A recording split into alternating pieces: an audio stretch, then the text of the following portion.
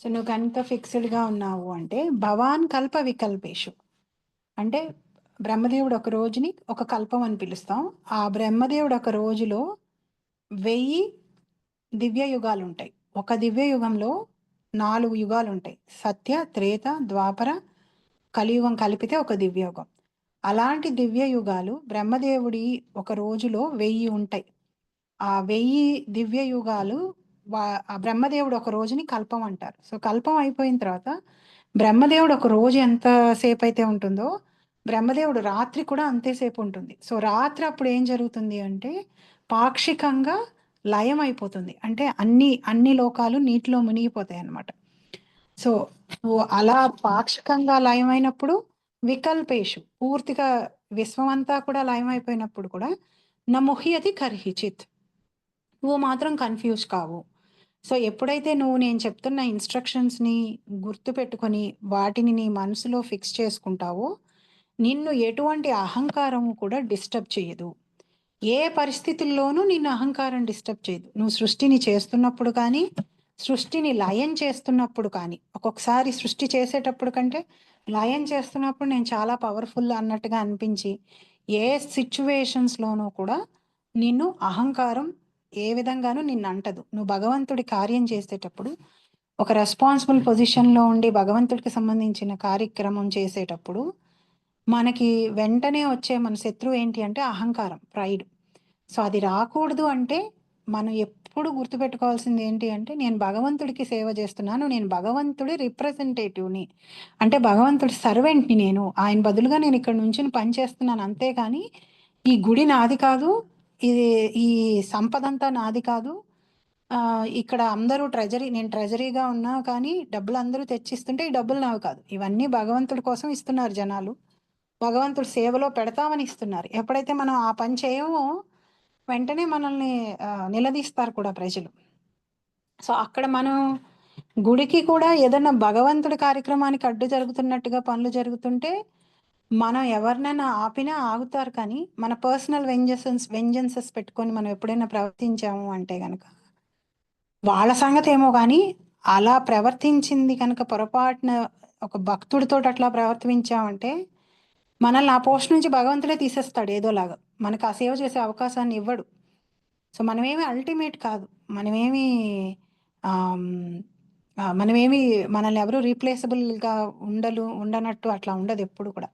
ఎప్పుడైతే మనం మన పొజిషన్కి భగవంతుడి సర్వెంట్గా సర్వ్ చేయకుండా అహంకారంతో ఉంటామో అప్పుడు వెంటనే ఆ పొజిషన్ నుంచి భగవంతుడు తీసేస్తాడు. ఇంద్రునికి అదే జరిగింది. ఇంద్రుడు ఎప్పుడైతే ఇంద్రుడికి పూజ చేయలేదో ఇంద్రుడు ఏం చేశాడు, 7 రాత్రులు 7 పొగళ్ళు వర్షం కురిపిస్తానన్నాడు. యాక్చువల్లీ 7 రాత్రులు 7 పొగళ్ళు వెయిట్ చేయాల్సిన అవసరం లేదు భగవంతుడికి, ఇంద్రుడికి ఒక పాఠం నేర్పించడానికి. 7 నిమిషాలు చాలు ఇంద్రుడిని కన్ను ఎర్ర చేస్తే చాలు ఇంద్రుడికి విషయం అర్థమయ్యే స్థితిలో ఉంది. భగవంతుడు అదొక లీలలాగా చేశాడు. 7 రాత్రులు 7 పొగర్లు బృందావనంలో ఉన్న ప్రజలందరూ వచ్చి అక్కడ ఉన్నారు. నేను వాళ్ళని చూస్తున్నాను, వాళ్ళు నన్ను చూస్తున్నారు. వాళ్ళకి ఆనందంగా ఉంది. మామూలుగా అయితే ప్రతిరోజు రాత్రి ఇంటికి వెళ్ళగానే నేను వాళ్ళకి కనిపించను. ఈ విధంగా పొగలు రాత్రి వాళ్ళు నన్ను చూసి ఆస్వాదిస్తున్నారు కాబట్టి కొంచెం సేపు వెయిట్ చేసి ఈ కొండను పట్టుకుంటాను గొడుగులాగా. 7 రాత్రులు 7 పొగలు అయిపోయేటప్పటికి ఇంకా ఇంద్రుడి దగ్గర ఏం శక్తి లేదు వర్షం కురిపించడానికి. తన దగ్గర ఉన్న శక్తి అంతా నీరు కారిపోయింది అప్పటికే. ఇంకా తర్వాత భగవంతుడు పట్టుకున్నా పట్టుకోపోయినా 8వ రోజు ఇంద్రుడు కురిపించేవాడు కాదు. ఇంద్రుడికి శక్తి లేదంత భగవంతుడితోటి సమానంగా చేసేంత. సో ఇంద్రుడికి పాఠం చెప్పాలని అనుకున్నాడు. ఇంద్రుడు అంతటి వాడిని, బ్రహ్మదేవుడు అంతటి వాడినే భగవంతుడు ఉపేక్షించినప్పుడు మనం ఎంత చాలా చిన్న చిన్న వాళ్ళం.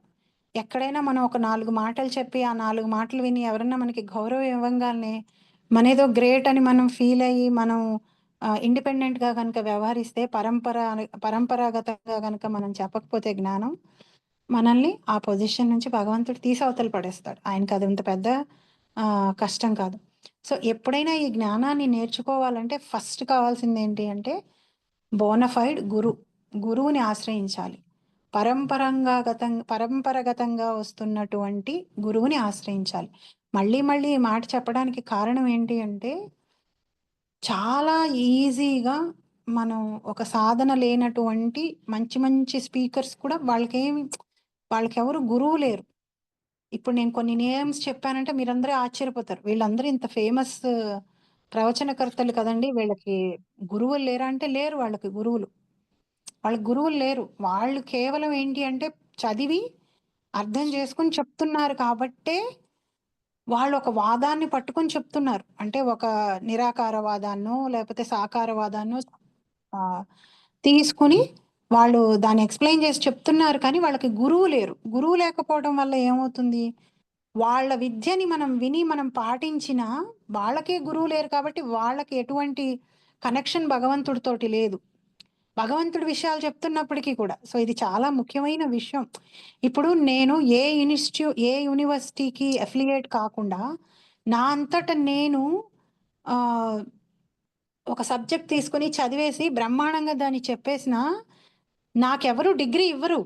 మేబీ నేను నలుగురికి చెప్పొచ్చు. డిగ్రీ హోల్డర్స్‌కి కూడా నేను చెప్పొచ్చు.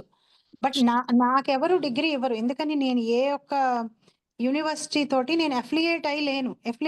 అఫిలియేట్ అయ్యి లేనప్పుడు నా సబ్జెక్ట్‌కి అసలు ఆథరైజేషనే లేదు. నేనెంత బాగా చెప్పనివ్వండి, కరెక్టే చెప్పనివ్వండి, మాట్లాడనివ్వనివ్వండి, నా దగ్గరకొచ్చి నేర్చుకున్న స్టూడెంట్స్ పలానా వాళ్ళ దగ్గరికెళ్లి నేర్చుకున్నామండి. మాకు గూడా సర్టిఫికేట్ ఇవ్వండి యూనివర్సిటీలో అంటే ఇవ్వరు. ఒక స్కూల్‌కి ఆథరైజ్డ్‌గా ఉన్న ఒక సంస్థ ద్వారా చదువుకొని, అక్కడ నేర్చుకుని, అక్కడ పరీక్ష రాస్తే ఒక సర్టిఫికేట్ ఇస్తారు మనకి. ఒక కనెక్షన్ ఉంటుంది గాబట్టి గవర్నమెంట్ తోటి, యూనివర్సిటీ తోటి అట్లా. సో, భగవంతుడికి సంబంధించిన విద్య కూడా ఒక పరంపరాగతంగా గురువు దగ్గర నుంచి నేర్చుకోవాలి. ఫస్ట్ స్టెప్ అది. సో, గురువు ఇచ్చేటువంటి ఇన్‌స్ట్రక్షన్స్ శాస్త్రాల్లో చెప్పిన ఇన్‌స్ట్రక్షన్స్‌ని రెండిటిని కలిపి మనం అర్థం చేసుకోవడం ప్రయత్నం చేస్తే మనం ఎదుగుతాం ఆధ్యాత్మికంగా. ఎదిగి మెల్లిమెల్లిగా భౌతికమైన విషయాల పట్ల వైరాగ్యాన్ని పొందుతామనమాట. సో, రెండిటిని కలుపుకొని వెళ్ళాలి. అందరికీ ఒకటే ఇన్‌స్ట్రక్షన్‌ని గురువు ఇవ్వడు. కొంతమందికి ఆహ్, భజన చేయడం బాగా వస్తే వాళ్ళని భజన చేయమంటాడు. వాళ్ళని క్లాసెస్ చెప్పమని చెప్పకపోవచ్చు గురువు. కొంతమందికి వంట చేయడం బాగా వస్తే నువ్వు దీనికి సంబంధించిన కార్యక్రమం అంతా చూసుకో అని చెప్తారు. సో, గురువు ఈ డిఫరెంట్ డిఫరెంట్ ఇన్‌స్ట్రక్షన్స్ కస్టమైజ్డ్‌గా శిష్యులకి ఇస్తూ ఉంటారనమాట. సో, గురువు ఇన్‌స్ట్రక్షను, శాస్త్రాల్లో చెప్పిన ఇన్‌స్ట్రక్షన్స్‌ను 2 కలిపి మనం పాటించినప్పుడే మనకి భగవంతుడి అనుగ్రహం సంపూర్ణంగా లభ్యమవుతుంది. సో, ఏవన్ ప్రసన్న మనసో భగవద్భక్తి యోగతః భగవత్తత్వ విజ్ఞానం ముక్త సంగస్య జాయతే. ఎవరైతే భౌతికమైన విషయాల నుంచి దూరంగా ఉండి, భగవంతుడి సేవలో ఆనందాన్ని పొందుతారో వాళ్ళే భగవంతుడి గురించి పూర్తిగా తెలుసుకోగలుగుతారు. ముక్త స్థితిలో. ముక్త సంగస్య జాయతే. ముక్త ఇంద్రియాల నుంచి ముక్తి పొంది భగవంతుడి గురించి పూర్తిగా అర్థం చేసుకుంటారు. అంటే 2 పడవల మీద కాలు వేయలేం మనం. నేను భౌతికమైన ప్రపంచాన్ని కూడా ఎంజాయ్ చేస్తాను. భగవంతుడిని కూడా నేను పూర్తిగా అర్థం చేసుకుంటాను. ఏముంది ఇది సాంస్క్రిటు, తెలుగు, ఇంగ్లీషే కదా! ఇది నాకు అర్థమవుతుంది అని భ్రమలో కనుక మనం ఉంటే అది రాంగ్. మనకు అర్థమైనట్టుగా ఉన్నప్పటికి కూడా మన అర్థమైన విషయం మనకెందుకు ఉపయోగపడదు? ఎందుకంటే మనం పాటించం గాబట్టి. ఎప్పుడైతే మనం పాటించమో ఏదన్నా ఒక విషయం పాటించినప్పుడు అది లోతుగా అర్థమవుతుంది మనకి. పాటించకుండా ఉన్నంత కాలం థియరిటికల్‌గా అర్థమవుతుంది గానీ ప్రాక్టికల్‌గా మనకు అర్థం గాదనమాట. సో, అందువల్ల మనం భగవంతుడి గురించి పూర్తిగా అర్థం చేసుకోవాలి అంటే, గురువు యొక్క ఇన్‌స్ట్రక్షన్స్‌ని శాస్త్రాల్లో చెప్పిన విషయాలని పాటించాలి. పాటించినప్పుడే మనకి భగవంతుడు పూర్తిగా ఏ డౌటు లేకుండా, ఎటువంటి అనుమానం లేకుండా కంప్లీట్‌గా అర్థమవుతాడు. ఎప్పుడైతే భగవంతుడి యొక్క శక్తి, మనం మన యొక్క సిట్యుయేషన్ మనకు అర్థమవుతుందో, అప్పుడే మనం ఈ ప్రపంచంలో వచ్చే కష్టాల వల్ల కలత చెందకుండా ఉంటాం. లేకపోతే ఏదన్నా కష్టం వచ్చిందంటే ఈ ప్రపంచంలో మనం చాలా వరీ అయిపోతాం. ఇదివరకు ఎప్పుడూ ఉన్న బాధే మనంతట మనల్ని బతికేయమంటే మనం బతికేస్తాం. ఎప్పుడైతే మన జీవితాన్ని మన చుట్టూ ఉన్న వాళ్ళతో చూసి మనం కంపేర్ చేసుకున్నా, చేసుకోకపోయినా ఆబ్వియస్‌గా కొన్ని విషయాలు కనిపిస్తూ ఉన్నాయనుకోండి మీకు. వాళ్ళ వాళ్ళకి తినటానికి ఏ ఇబ్బంది లేదు. వాళ్ళకి అన్ని వస్తువులు బానే ఉన్నాయి. ఆరోగ్యంగానే ఉన్నారు. ఏ రోగం లేదు. హాయిగా ఎక్కడ వెకేషన్స్‌కెళ్తున్నారు. పిల్లలు బాగా చదువుకుంటున్నారు. పిల్లలు బాగున్నారు. ఇవన్నీ ఉండి ఇవన్నీ కంప్లీట్‌గా ఆపోజిట్‌గా మనకున్నాయనుకోండి. మనం చాలా డిప్రెస్ అయిపోయి, డిసప్పాయింట్ అయిపోయి, కన్‌ఫ్యూజ్ పడిపోతాం అనమాట. ఇదేమిటి నేను కూడా భగవంతుడికి జపం చేసుకుంటున్నాను. భగవంతుడినే పట్టుకున్నాను గదా కాళ్ళు. భగవంతుడి పాదాలనే పట్టుకున్నాను కదా! నా జీవితం ఏంటి ఇంత ఆపోజిట్‌గా ఉంది. పక్కన వాళ్ళ జీవితం ఏంటి ఇంత బావుంది అని అనుకుంటాం మనం. మనకు గనక భగవంతుడు సరిగ్గా అర్థం కాకపోయినా, మన గురించి మనకు సరిగ్గా అర్థం కాకపోయినా. సో, ఎప్పుడైతే భగవంతుడు మనం సరిగ్గా మనల్ని అర్థం చేసుకుంటామో, మనకి ఏ విషయాన్ని ఎక్కడ పెట్టాలో, ఎలా చూడాలో అర్థమయ్యి, ఈ భౌతిక ప్రపంచంలో ఉన్నప్పటికీ, ఈ భౌతిక ప్రపంచంలో ఉన్న కష్టాలు గానీ, సుఖాలు కానీ, మనల్ని ఏ విధంగా కూడా చలించకుండా ఉండేటట్టుగా చేస్తాయన్నమాట. 2 చెలింపజేస్తాయి. కష్టాలు, సుఖాలు కూడా ఎప్పుడు. కష్టాలొచ్చినప్పుడు కుంగిపోతాం. సుఖాలొచ్చినప్పుడు నా అంతటి వాళ్ళు లేరు అనే ఒక రకమైన చిన్నపాటి అహంకారం మొదలవుతుంది మనకి. లేపోతే విపరీతంగా ఆనందంగా ఉండి ఇప్పుడు సపోజ్ ఆహ్, మీరే ఒక మంచి పెద్ద ఇల్లు కట్టేసారనుకోండి. సహజంగా ఇల్లు సరిగ్గా కట్టలేక, మనకంటే ఒక 200, 300 ఎక్కువ పెట్టి కట్టిన వాళ్ళు కనిపించారనుకోండి. ఇమ్మీడియేట్‌గా మనకెలా ఒక ఒక ఒక దృష్టి ఎలా వస్తుందంటే వీళ్ళు తెలివి తక్కువ వాళ్ళు. నన్నడగాల్సింది నేను చెప్పేవాడిని గదా! చేస్తాను కదా! నేనెంత తెలివైన వాడినో, నేనెంత చక్కగా ఎంత మంచి బేరం చేసి కట్టానో అని తెలియకుండా ఒక సుపీరియర్ పొజిషన్‌లోకి మనం వెళ్ళిపోతాం. ఇల్లు కట్టడం అనేది ఒక చిన్న సింపుల్ విషయమే. పిల్లల్ని పెంచడం గానివ్వండి, ఏదైనా ఒక పని జేయడం గాని, ఎప్పుడైతే మనకన్నీ సవ్యంగా బాగా జరిగిపోతూ ఉంటాయో, తెలియకుండా ఒక సుపీరియర్ పొజిషన్‌లోకి వెళ్ళి అహంకరిస్తాం అనమాట. అహంకరించి పక్కన వాళ్ళని చూసి, వీళ్ళేంటి ఇంత బాధపడుతున్నారు, ఇది గూడా వీళ్ళకి సరిగ్గా చేసుకోవడం చేత కాలేదా? నేను చూడు ఇదే పని ఎంత బాగా చేశాను అని ఆ పని యొక్క సక్సెస్‌ని మనకి మనం ఆపాదించేసుకుంటాం. దాన్ని భగవంతుడి అనుగ్రహం కింద ఆహ్, చూడమనమాట. భగవంతుడి అనుగ్రహం కింద చూడకుండా దాన్ని మనకి మనం ఆపాదించేసుకొని, ఆ విషయంలో ఫెయిల్ అయిన వాళ్ళని తెలివి తక్కువ వాళ్ళ కింద కట్టేసి గర్వపడిపోతూ ఉంటాం. అదే మనకి దుఃఖాలొచ్చినప్పుడు చాలా బాధపడుతూ ఉంటామనమాట. ఎందుకని? ఈ భౌతిక ప్రపంచంలో ఉన్నటువంటి విషయాలే మన జీవితం యొక్క సక్సెస్ అని, మన జీవితం యొక్క గోల్ అని మనం అనుకుంటాం గాబట్టి. భౌతికంగా బాగుండడమే లైఫ్ సక్సెస్ అని అనుకుంటాం గాబట్టి. ఎప్పుడైతే అలా అనుకుంటున్నామో, మనకి భాగవతం గాని, భగవద్గీత గాని, మనం ఆత్మ అన్న విషయం గాని సరిగ్గా అర్థం కాలేదనేదే విషయం. సో, ఎప్పుడెప్పుడు మనకి భౌతికమైన విషయాల పట్ల బాధ కలిగినా, భౌతికమైన విషయాల పట్ల అహంకారం కలిగినా, మనకి మన గురించి గాని, భగవంతుడి గురించి గాని, గ్రంథాల గురించి గాని సరిగ్గా అర్థం కాలేదని అర్థం అన్నమాట. సో, ఎప్పుడు వాటిని మనం సరిగ్గా అర్థం చేసుకోగలుగుతాము అంటే, ఎప్పుడైతే మనం గురువు యొక్క సేవ చేస్తామో, భగవద్గీతలో భగవంతుడు చెప్పిన విషయాలని పాటిస్తూ, ఆయనకి భక్తియుక్త సేవ చేస్తామో, అప్పుడు మనకి ఈ భౌతికమైన కష్టాలు కానీ, నష్టాలు కానీ, లాభాలు కానీ, సుఖాలు కానీ, మనల్ని ఏ విధంగా కూడా మాయలో పడకుండా చేస్తాయన్నమాట. సో, భగవంతుడు ఎలా మనం ఈ ప్రపంచం నుంచి వైరాగ్యం పొందగలం అనే దానికి 10.10లో చెప్పేసారు ఆల్రెడీ. తేషాం సతతయుక్తానాం భజతాం ప్రీతిపూర్వకం దదామి బుద్ధియోగం తం ఏన మాం ఉపయాంతి తే. సో, ఇప్పుడు ఎలా ఈ బుద్ధిని డెవలప్ చేసుకోవడం? ఈ ప్రపంచంలో విషయాలు కాదు నేను చూడాల్సింది. వీటిని కాదు నేను పోల్చుకోవాల్సింది. వీటికి కాదు నేను ఆనందపడాల్సింది. వీటికి కాదు నేను గర్వపడాల్సింది అనే విషయం మనకెలా అర్థమవుతుంది? అంత తేలిక కాదు. చదివినంత తేలిక కాదు. విన్నంత తేలిక కాదు. రోజు లేచిన దగ్గర నుంచి మనం మన భౌతికమైన మన ప్రపంచంలో మన చుట్టుపక్కల ఉన్న ఫ్రెండ్స్‌ని, స్నేహితుల్ని వాళ్ళనే చూస్తున్నాం కదా! వాళ్ళని చూసినప్పుడు చాలా ఆబ్వియస్‌గా ఆటోమేటిక్‌గా తెలియకుండా మనం కంపారిజన్ చేసేసుకుంటామే. మనం కంపారిజన్ చేస్తున్నామన్న ఆలోచన కూడా మనకు రాకుండా ఈ లోపలే కంపారిజన్ అయిపోవడం, బాధపడిపోవడం, ఈర్ష్య పడిపోవడం, దుఃఖపడిపోవడం ఇవన్నీ జరిగిపోతుంటాయి కదా! ఎలా మరి మనం దీని నుంచి బయటపడ్డం అంటే ఎప్పుడైతే మనం భక్తియుక్త సేవలో ఉంటామో, అప్పుడు మనకి క్లారిటీ వస్తుంది. ఏ విషయంని మనం పట్టుకోవాలి, ఏ విషయాన్ని మనం పట్టుకోకూడదు. దేన్ని మనం భౌతికమైన విషయాల్ని మనం పోల్చుకోకూడదు అనే క్లారిటీ మనకొచ్చి, మనం స్థిరంగా ఉండగలుగుతామనమాట. సో, శ్రీమద్ భాగవతము భగవంతుడి యొక్క ఆహ్, శ్రీమద్ భాగవతము కనుక శ్రీమద్ భాగవతమనగా పూర్ణ పురుషోత్తముడగు శ్రీకృష్ణ భగవానుని భక్తి భావమై ఉన్నది. సో, భాగవతం చదువుతున్నాము అంటేనే భగవంతుడి పట్ల భక్తి భావనతో ఉన్నామని అర్థం అన్నమాట. భగవద్గీత వలెనే శ్రీమద్ భాగవతము సైతము ఆ దేవదేవుని ప్రాతినిధ్యమై ఉన్నది. ఇంట్లో భాగవతం పుస్తకం కనుక ఉంటే భగవంతుడున్నట్లే. మనం చాలా వస్తువులు పెట్టుకుంటామండి. కానీ పుస్తకాల దగ్గరికి వచ్చేటప్పటికి చాలా ఎక్కువ ఆలోచిస్తాం. కానీ ఇంట్లో భాగవతం ఎప్పుడూ ఉండాలి. ఏమున్నా లేకపోయినా భాగవతం ఉండాలి. ఎందుకంటే భగవంతుడున్నట్లే. ఎప్పుడైతే భాగవతం ఉంటుందో భగవంతుడున్నట్లనమాట. శబ్ద అంటే భగవంతుడు రకరకాల అవతారాలు తీసుకున్నాడు. పురుష అవతారాలన్నీ తీసుకున్నాడు. ఆహ్, శబ్ద రూపంలో అవతారం తీసుకున్నది భాగవతం, భగవద్గీత. గ్రంథాలన్నీ శబ్ద అవతారాలు. ముఖ్యంగా భాగవతం అండ్ భగవద్గీత. భగవద్గీతకు ఇంకొక ప్రత్యేకం ఏంటి అంటే, పరబ్రహ్మ అయిన భగవంతుడు శబ్దబ్రహ్మ అయినటువంటి భగవద్గీతని మాట్లాడడం. అందుకని భగవద్గీత అంత స్పెషల్ అన్నమాట. మిగతా అన్నిటికంటే కూడా. భాగవతం సుఖదేవ గోస్వామి మాట్లాడాడు. భగవంతుడి గురించే మాట్లాడాడు కానీ, సుఖదేవ గోస్వామి మాట్లాడాడు. మధ్య మధ్యలో భగవంతుడి కాన్వర్జేషన్స్ వస్తాయి. కానీ భగవద్గీత అలా కాదు. భగవద్గీత ఎక్కువ మనకి భగవంతుడు మాట్లాడినవే వినిపిస్తాయన్నమాట.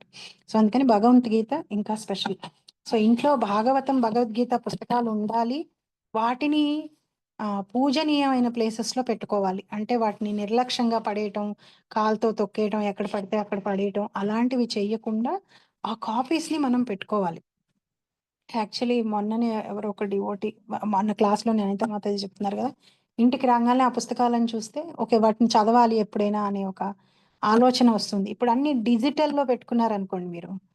డిజిటల్‌లో ఉన్నప్పుడు మీ కంటికి అవి కనిపించవు. మీరు ప్రత్యేకంగా అక్కడికెళ్ళి ఓపెన్ చేస్తేనే కనిపిస్తాయి. పుస్తకం రూపంలో మీ ఇంట్లో ఉంటే మీకు కనిపిస్తూ ఉంటాయి. అది కూడా మీకు ఎదురుగా కనిపించేటట్టుగా పెట్టుకోండి. ఎక్కడో బాక్సుల్లో పెట్టేసేసి గోడౌన్‌లోనో కింద దీంట్లోనో పెట్టుకోవద్దు.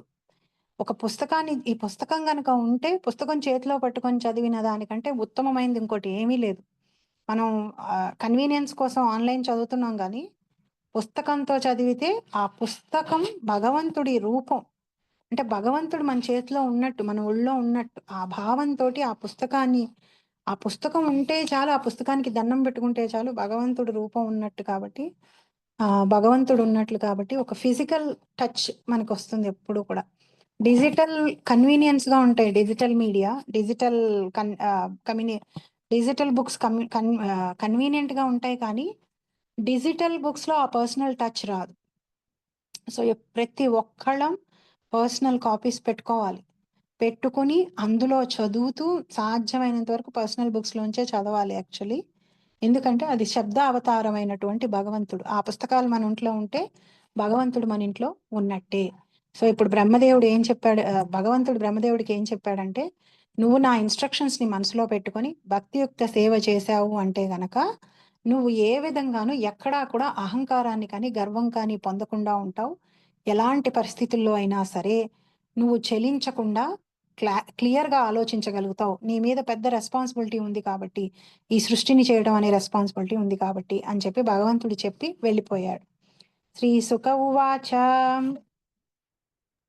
శ్రీసుక ఉవాచ సంప్రదిశ్యైవ మజనో సంప్రదిశ్యైవ మజనో జననాం పరమేష్ఠినం జనానాం పరమేష్ఠినం పశ్యతస్తస్య తద్రూపం పశ్యతస్తస్య తద్రూపం ఆత్మానో ఆత్మానో ఆత్మానోన్యరుణద్దరిః ఆత్మానోన్యరుణద్దరిః. సుఖదేవ గోస్వామి పరీక్షిత్ మహారాజుతో ఇట్లు పలికెను: దేవదేవుడగు శ్రీహరి తన దివ్య రూపమున దర్శనమొసగిన పిమ్మట జీవుల పరమేష్టియగు బ్రహ్మదేవునకు ఉపదేశమొసగి అంతర్హితుడయ్యను. హరే కృష్ణ.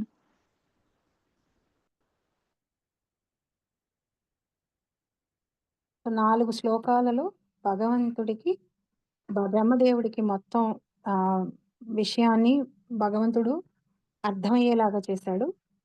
జనులలో అతడు అజనః అంటే పరమపురుషుడు. అంటే జనానాం అజనః మనందరిలోకి ఆయన పరమం అనే విషయాన్ని ఇక్కడ చెప్పాడన్నమాట స్వామి. నిత్యం చేతనం అంటే కాన్షియస్‌నెస్ ఎక్కడైతే ఉంటుందో, జ్ఞానం ఎక్కడైతే ఉంటుందో, అక్కడ రూపం ఖచ్చితంగా ఉంటుంది. కాన్షియస్‌నెస్ ఉన్న ఏది అయినా సరే రూపం లేకుండా ఉండదన్నమాట. సో, అందుకనే దివ్యమైన లోకాలలో ప్రతిదానికి ఒక రూపం ఉంటుంది.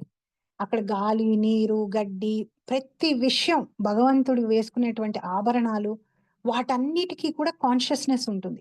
నాలెడ్జ్ ఉంటుంది. అంటే అవి వాటంతట అవే వెళ్లి భగవంతుడికి అలంకరించబడుతూ ఉంటాయన్నమాట. సో, ఒకవేళ భగవంతుడికి అనుగుణంగా మనం ఇప్పుడు మన చెవికి ఉన్న చెవిదిద్దుకి తెలీదు మనకది నొప్పి కలిగిస్తోంది అని చెప్పి. మనం దాన్ని తీసి అడ్జస్ట్ చేసుకోవాలి.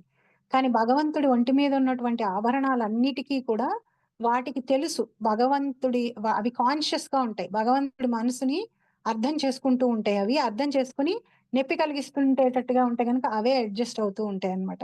అందుకనే భగవంతుడి నామానికి, భగవంతుడి రూపానికి, భగవంతుడు వేసుకునేటువంటి అన్ని ఆయుధాలకి, అన్ని వస్తువులకి, అన్ని నగలకి కూడా అవి ఒక రూపం దాల్చగలవు. అవన్నీ కూడా కాన్షియస్‌గా ఉంటాయి. అవన్నీ చేతనంతోటి, పూర్తి జ్ఞానంతోటి ఉంటాయి. సో, నిరాకార తత్వం అనేది అసలు లేనే లేదు. కానీ చాలా సార్లు మనం అలాంటి భావన కొంతమంది దాన్ని ఫాలో అవుతూ ఉంటారు. ఇక్కడ చాలా క్లియర్‌గా ఈ శ్లోకంలో ప్రతి ఒక్క విషయానికి జనానం జనాన్ జనా సారీ జనానాం పరమేష్ఠినం.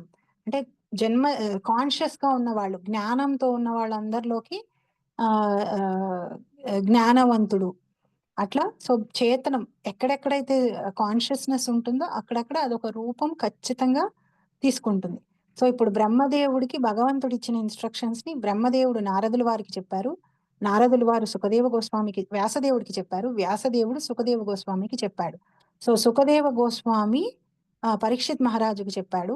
మనం అక్కడి నుంచి వింటున్నాం కాబట్టి ఇది మనకి పరంపరాగతంగా వస్తోంది. పరీక్షిత్ మహారాజుకి చెప్పినటువంటి ఈ భాగవతాన్ని యథాతథంగా ఎవరైతే ట్రాన్స్‌లేట్ చేస్తారో, ఆ పారంపరికంగా యథాతథంగా ట్రాన్స్‌లేట్ చేసిన వాళ్ళ దగ్గర నుంచే గనక మనం దీన్ని విన్నాము అంటే, మనం పరంపరలో విన్నట్టే. ఈ పుస్తకాల్ని భగవంతుని తీసేసి ట్రాన్స్‌లేషన్స్ కూడా ఉన్నాయి. మళ్ళీ మళ్ళీ ఈ మాట చెప్పడానికి కారణం ఏంటి అంటే, చాలా ట్రాన్స్‌లేషన్స్ ఉన్నాయి. చాలా ట్రాన్స్‌లేషన్స్‌లో ఈవెన్ భాగవతంలో కూడా ఈ, ఈ 4 శ్లోకాలని కూడా లేపోతే భాగవతం మొత్తం కూడా భగవంతుడికి రూపం లేదు అనేటట్టుగా వర్ణించిన సందర్భాలు కూడా ఉన్నాయి. సో, అలాంటి ట్రాన్స్‌లేషన్స్, అలాంటి పర్పస్ జోలికి మనం వెళ్ళకూడదు. చాలా మంది చాలా ఈజీగా నిరాకారత్వాన్ని వాళ్ళ యొక్క లెక్చర్స్‌లో స్టార్టింగ్ తోటే మొదలుపెడతారు.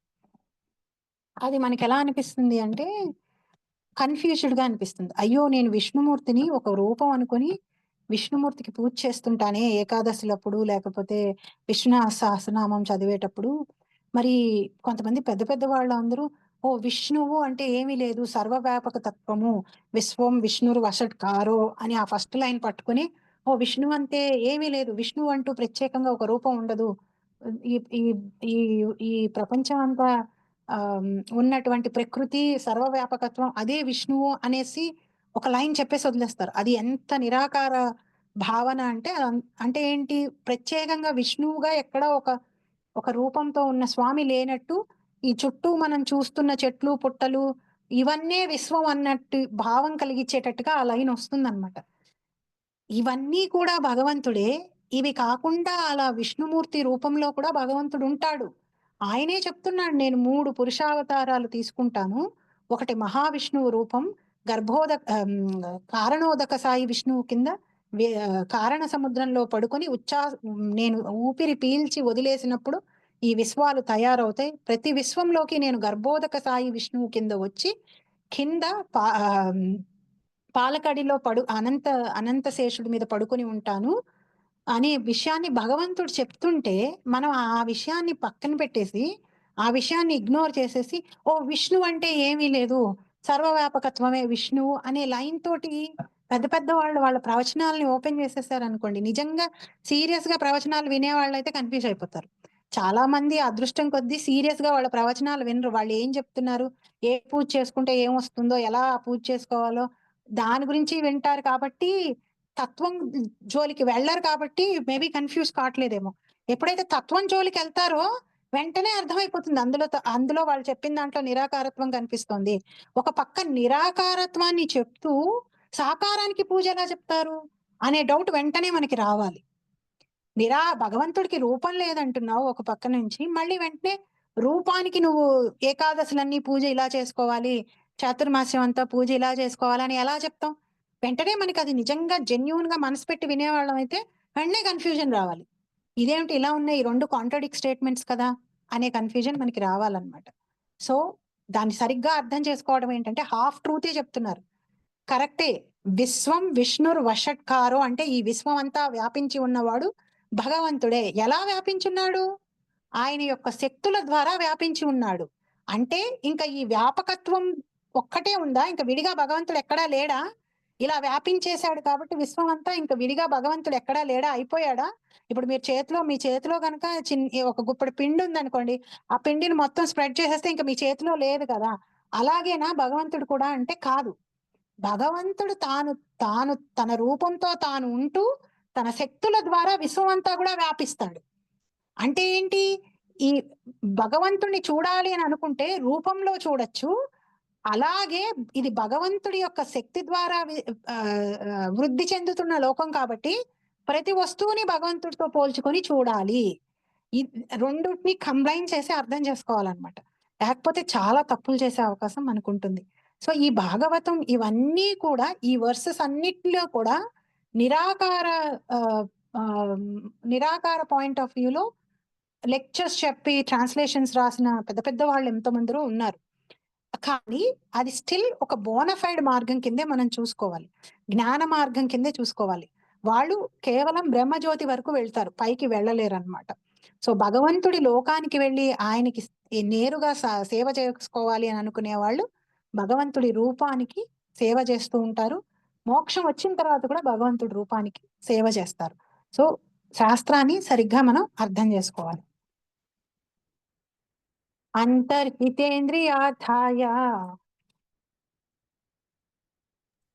అంతర్హితేంద్రియార్థాయ హరయే విహితాంజలి హరయే విహితాంజలి సర్వభూతమయో విశ్వం సర్వభూతమయో విశ్వం ససర్జేదం సపూర్వవత్. ససర్జేదం సపూర్వవత్. భక్తుల ఇంద్రియములకు దివ్యానుభవ ధ్యేయమగు దేవదేవుడైన శ్రీహరి అంతర్హితుడైనంతటా బ్రహ్మదేవుడు ముకులిత హస్తుడై జీవపూర్ణముగా విశ్వమును పూర్వమున్నట్లుగా పునః సృష్టి చేయనారంభించెను. హరి కృష్ణ. భగవంతుడు వెళ్ళిపోగానే బ్రహ్మదేవుడు సృష్టి కార్యక్రమాన్ని మొదలు పెట్టాడు. ఇంద్రియార్థాయ, భగవంతుడు ఇంద్రియాలు ఇచ్చింది జీవులకి, ఆ ఇంద్రియాలని భగవంతుడి సేవలో పెట్టడం కోసం ఉపయోగించుకోమని చెప్పి. కానీ మనం ఆ విషయాన్ని మర్చిపోయి వాటిని మన సేవలో పెట్టుకుంటున్నాం. కన్ఫ్యూజ్ అయిపోయి మాయ మాయ చూపిస్తున్నటువంటి ఆప్షన్స్ వల్ల ఇంకోటి ఏంటి అంటే ఈ ప్రపంచంలో కనిపిస్తున్న ఎంజాయ్మెంట్ కి అట్రాక్ట్ అయిపోతాం మనం. చాలా సార్లు ఇప్పుడు చూడండి, మీరు ఎవరైనా బ్రహ్మాండంగా ఏదైనా ఒక బర్త్డే పార్టీయో ఏదైనా ఒక ఫంక్షన్ చేసి హ్యాపీగా ఫొటోస్ దిగుతున్నట్టుగా పిక్చర్స్ పెట్టగానే ఆటోమేటిక్గా ఒక డిజైర్ డెవలప్ అయిపోతుంది మీకు కూడా. నేను కూడా అలా చేసుకోవాలి, అలాగ ప్లాన్ చేసుకోవాలి, చక్కగా అన్నీ చేసుకోవాలి అని. సో అట్రాక్ట్ అయిపోతూ ఉంటాం ప్రతి విషయానికి. ఎవరైనా పెద్ద ఇల్లు కట్టుకొని ఆ ఇల్లు ఫొటోస్ పెట్టినా లేకపోతే ఏది చేసినా సరే మనకి వెంటనే మనసు ఎంత వీక్ గా ఉంటుంది అంటే అట్రాక్ట్ అయిపోతూ ఉంటుంది అనమాట. మన ఇంద్రియాలన్నీ అట్రాక్ట్ అయిపోయి ఏమనుకుంటాయి అంటే అవి నా దగ్గర ఉన్నప్పుడే నేను హ్యాపీగా ఉంటాను అని అనుకుంటాయి. కానీ ఇంద్రియాల మ్యానుఫ్యాక్చరింగ్ చేసినప్పుడు దానికోసం చేయలేదు. ఇంద్రియాలని తయారు చేసినప్పుడు భగవంతుడు నీ సేవలో వాటిని పెట్టుకో అని చేయలేదు. వాటిని ఉపయోగించి నువ్వు భగవంతుడి సేవలో పెట్టి నీ ఇంటికి నువ్వు తిరిగి వచ్చేసాయి, నువ్వు దారి తప్పిపోయి ఉన్నావు.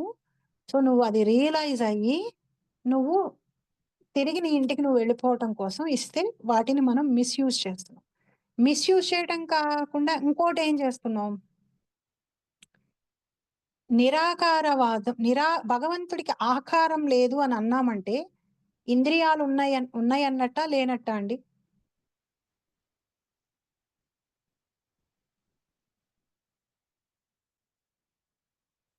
భగవంతుడికి ఇంద్రియాల గురించి అడుగుతున్నారండి. ఆ భగవంతుడు నిరాకారుడు అంటే భగవంతుడికి ఇంద్రియాలు ఉన్నట్టా లేనట్టా? ఉన్నట్లే అనుకుంటున్నా అండి నేను. కాకపోతే అవి ఇంద్రియాలు కూడా ఆయన కంట్రోల్లోనే ఉంటాయి. కరెక్టే. ఇప్పుడు ఆకారమే లేని వాళ్ళకి ఇంద్రియాలు ఎలా ఉంటాయి? అంటే ఆ, నేను నా వర్జన్లో భగవంతుడు నిరాకారుడని నేను అనుకుంటాను. అది వెరీ గుడ్. మీరు ఆన్సర్ చెప్పారు. మీరు చెప్పిన ఆన్సర్ కరెక్టే. నేను మిమ్మల్ని కన్ఫ్యూజ్ చేయట్లేదు. సో భగవంతుడు నిరాకారం అనే వాళ్ళు ఏం చేస్తున్నారు? భగవంతుడికి ఇంద్రియాలు కూడా లేకుండా చేసేస్తున్నారు. భగవంతుడికి ఇంద్రియాలే లేకపోతే మనకి ఎట్లా రెస్పాండ్ అవుతున్నాడు అసలు? భగవంతుడికి హృదయమే లేదు, భగవంతుడు ఒక జడమైన పదార్థం అయితే మనకి ఎట్లా రెస్పాండ్ అవుతున్నాడు?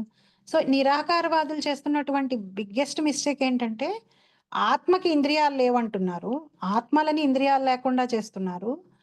మనకి ఇంద్రియాలు లేకుండా చేయటమే కాకుండా భగవంతుడు కూడా ఇంద్రియాలు లేవంటున్నారు. యాక్చువల్లీ మనకి ఇంద్రియాలు ఉన్నాయి, ఆధ్యాత్మిక శరీరం తీసుకున్నప్పుడు కూడా మనకి ఇంద్రియాలు ఉన్నాయి, భగవంతుడికి కూడా ఇంద్రియాలు ఉన్నాయి. బట్ శిరీష మాతాజీ ఆల్రెడీ చెప్పినట్టు భగవంతుడి ఇంద్రియాలు ఎప్పుడు ఆయన కంట్రోల్లోనే ఉంటాయి. మన ఇంద్రియాలు మన కంట్రోల్లో ఉండకుండా మనం వాటి కంట్రోల్లో ఉంటాం. సో చాలా మంది ఏమనుకుంటారంటే ఇప్పుడు మాయలో ఉన్నాం కాబట్టి ఇంద్రియాలు ఉన్నాయి, ఎప్పుడైతే మాయ నుంచి బయటపడిపోతామో మనకి ఏ ఆకారం లేని స్థితికి వెళ్ళిపోతాం. ఎప్పుడైతే మనం ఏ ఆకారం లేని స్థితికి వెళ్ళిపోతామో అప్పుడు మనకు కూడా ఇంద్రియాలు ఉండవు. అందుకని నీకు మనసు ఉండడం అనేది ఒక మాయ. మనసును పక్కన పెట్టేసి, మనసును తీసి అవతల పడేసి, ఆలోచనల్ని తీసి అవతల పడేసేసి ఏమీ లేని స్థితికి వెళ్ళు అంటారు. అది అసలు జరగని పని. అది అసలు రైట్ వేనే కాదు. మన మనసు ఎప్పుడు మనం మోక్షం పొందేంత వరకు మనసు మనతోటే ఉంటుంది. మనం ఎన్ని జన్మలు తీసుకున్నా, ఈ యూనివర్స్ కాకుండా ఇంకో యూనివర్స్లోకి వెళ్ళి జన్మ తీసుకున్నా మన మనసు మనతోనే ట్రావెల్ చేస్తుంది. మనసు మన యొక్క లాంగెస్ట్ కంపానియన్. మనసు, బుద్ధి, అహంకారం, ఈ మూడు మనతోటి మనం మోక్షం పొందేంత వరకు ఉంటాయి.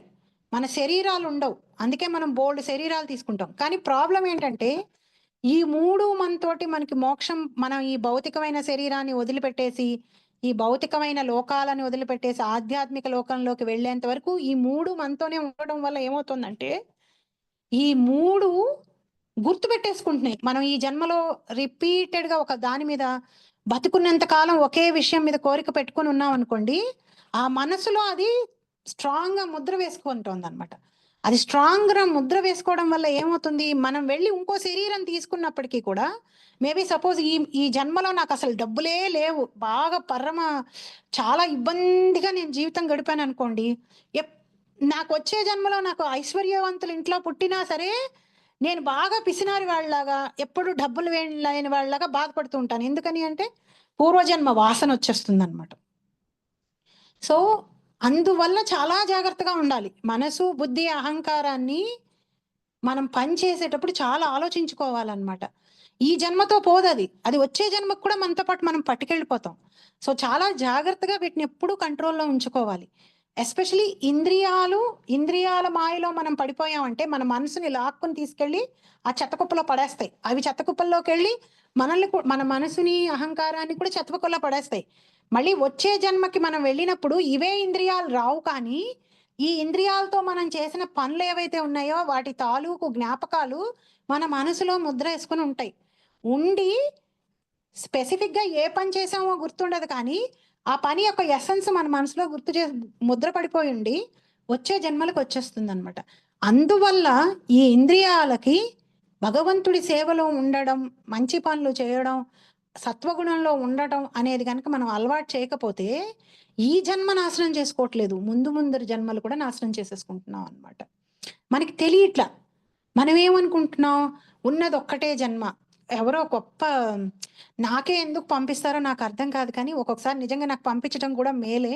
ఎందుకంటే నేనంటూ వెళ్ళి ప్రత్యేకంగా యూట్యూబ్లు అవి నేను వెతుక్కోను. ఎవరైనా నాకు చెప్తే వెళ్ళి చూడండి అంటే నేను చూస్తాను, వింటాను. సో మొన్నకెవరో అంటున్నారు ఏంటి అంటే, ఉన్నది ఒకటే లైఫ్, ఈ లైఫ్ని నువ్వు ఏంటంటే 2 జీవితాల కింద బతకాలి, అంటే నువ్వు 2 జీవితాలు నీకు ఉన్నట్టుగా నువ్వు ఎంజాయ్ చేసేయాలి అని. ఇంకా అంతకంటే ఏం లేదు. ఒక 20 జన్మలు నాశనం చేసేసుకోవచ్చు అప్పుడు ఎంత చక్కగా.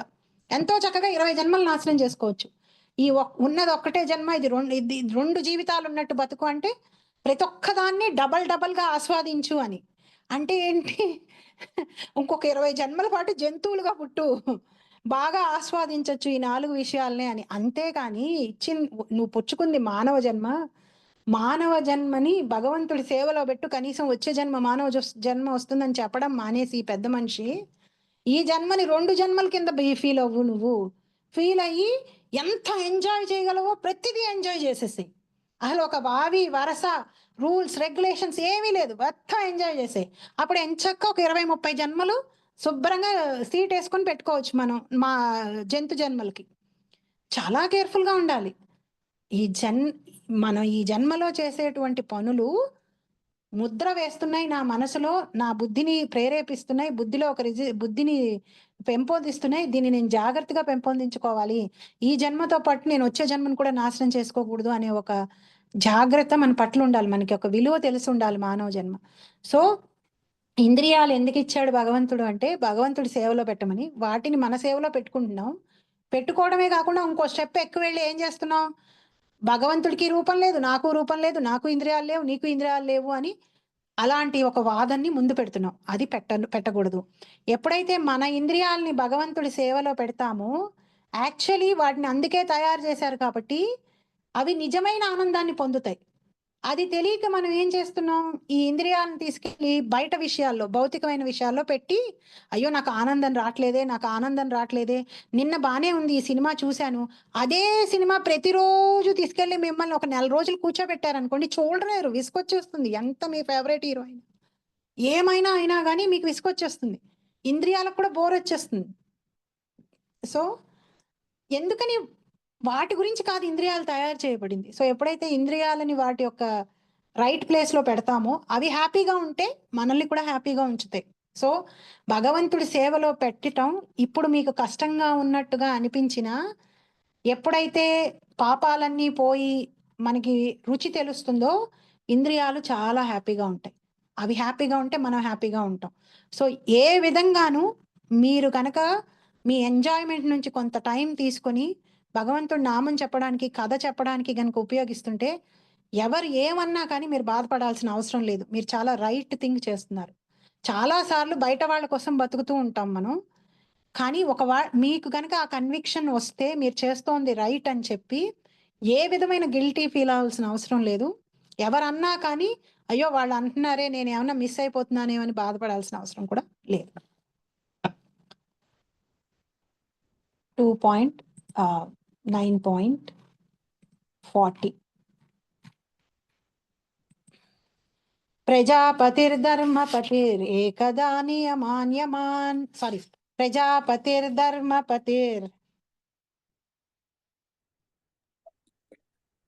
ప్రజాపతిర్ధర్మపతిర్ ఏకదా నియమాన్యమాన్ భద్రం ప్రజానామన్విచ్చన్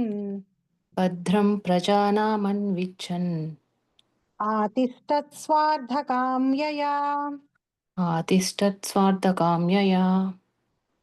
ఆ విధముగా ఒకమారు ప్రజాపతియును ధర్మపతియును అగు బ్రహ్మదేవుడు సకల జీవుల శ్రేయమే స్వార్థగతి అనుచు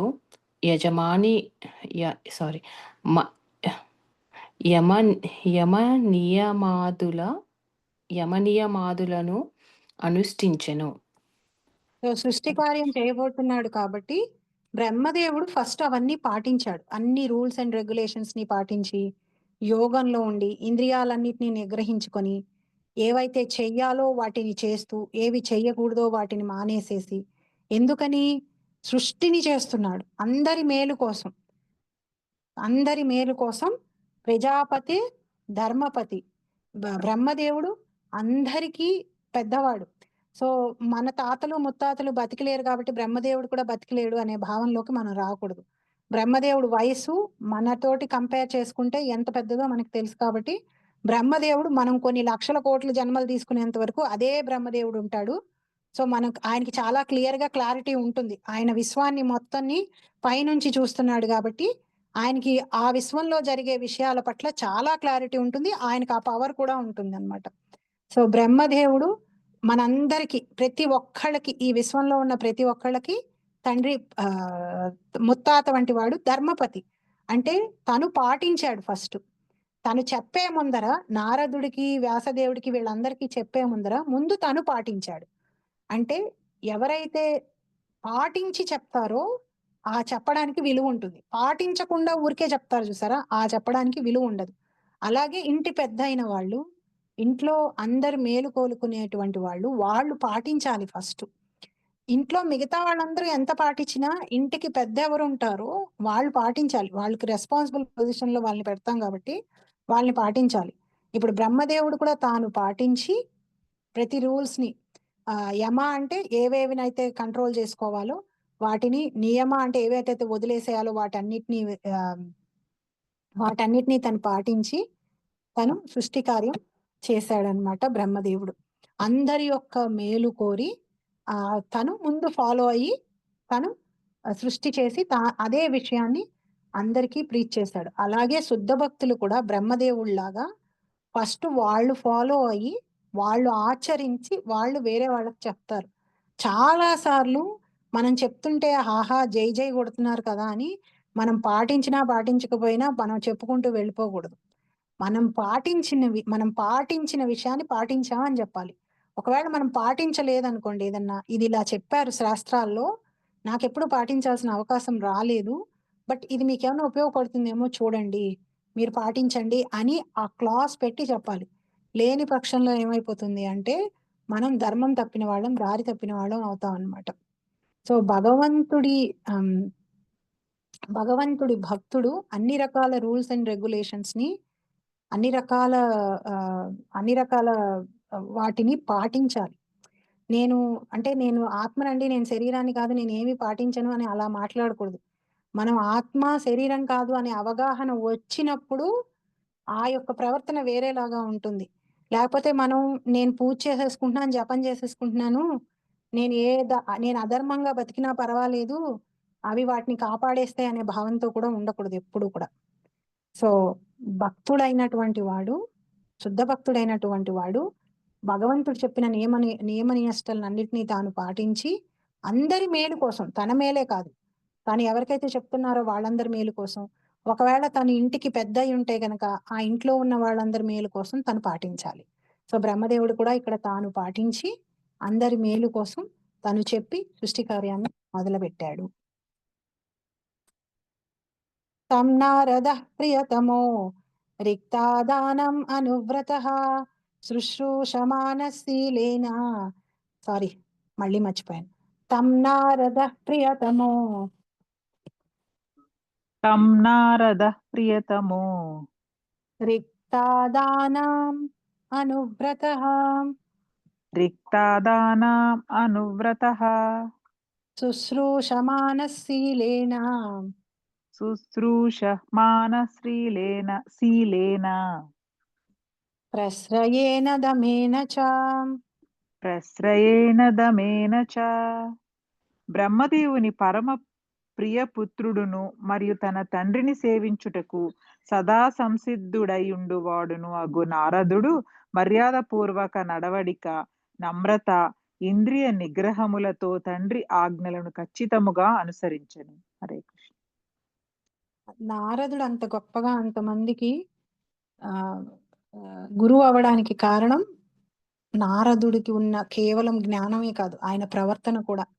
అంత జ్ఞానం ఉండి ఎవరికైనా భగవంతుడితోటి డైరెక్ట్ యాక్సెస్ ఉన్న వాళ్ళు ఎవరైనా ఉన్నారంటే అది బ్రహ్మదేవుడు కూడా కాదు, నారదుడికి ఎక్స్ట్రీమ్లీ హై యాక్సెస్ ఉంది. నారదుడు ఒక్కడే ఆధ్యాత్మిక లోకాలకు కూడా వెళ్ళి వెనక్కి రాగలిగినటువంటి స్థితిలో ఉన్నటువంటి గొప్ప భక్తుడు నారదుడు. అలాంటి నారదుడు ఎలాంటి హంబుల్ స్టేట్ లో ఎంత అనుకూతో ఉన్నాడో చూడండి.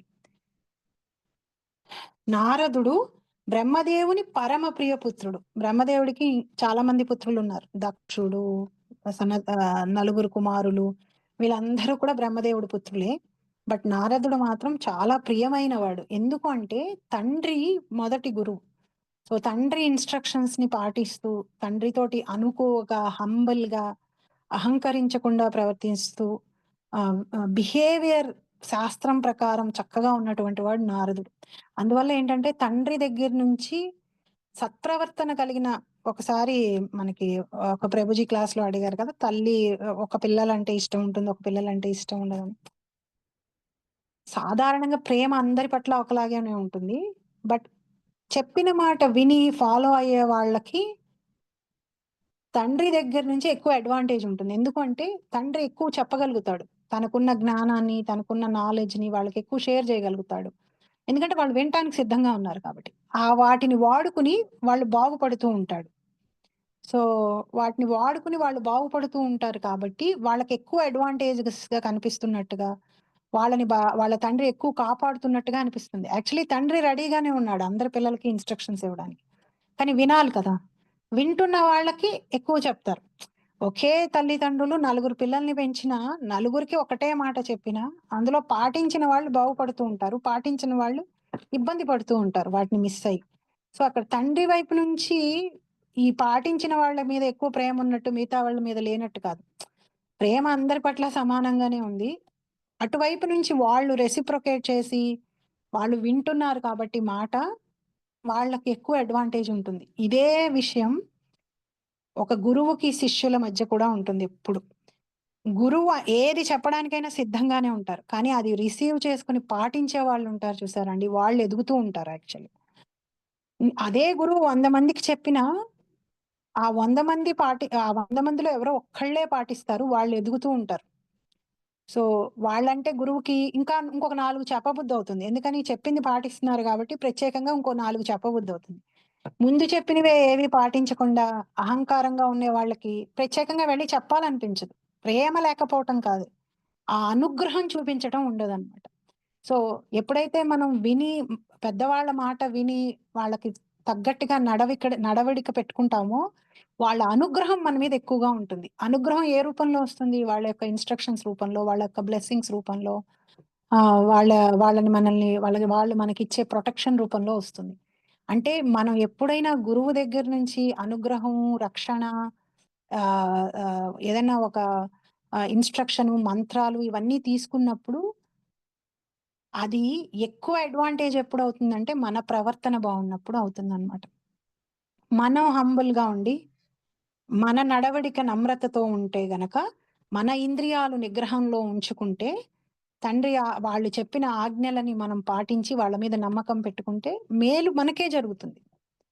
సో, అది మనం తెలుసుకోవాలి. నారదుడు అలాంటి స్థితిలో ఉన్నాడు. ఏ రోజు కూడా నారదుడిని సినిమాలో చూపించిన వ్యూ అసలిప్పుడు ఈ పాటికే మీ అందరికీ ఆ వ్యూ పోయుంటుంది. సో, ఎప్పుడైనా, ఎక్కడైనా తెలియకుండా నారదుల వారిని కలహాలకి ఎగ్జాంపుల్‌గా చెప్పుకుంటుంటే గనక మానేయాలి మనం. అది ఎందుకంటే, ఆయన గొప్ప గురువు. ఎలాంటి వాళ్ళకాయన గురువు. ప్రహ్లాదుడు ఇలాంటి వాళ్ళకాయన గురువు. అండ్ ఆయన బ్రహ్మదేవుడి యొక్క ప్రియమైన మానసపుత్రుడు. తం నారదః ప్రియతమో. బ్రహ్మదేవుడికి చాలా ప్రియమైనటువంటి వాడు.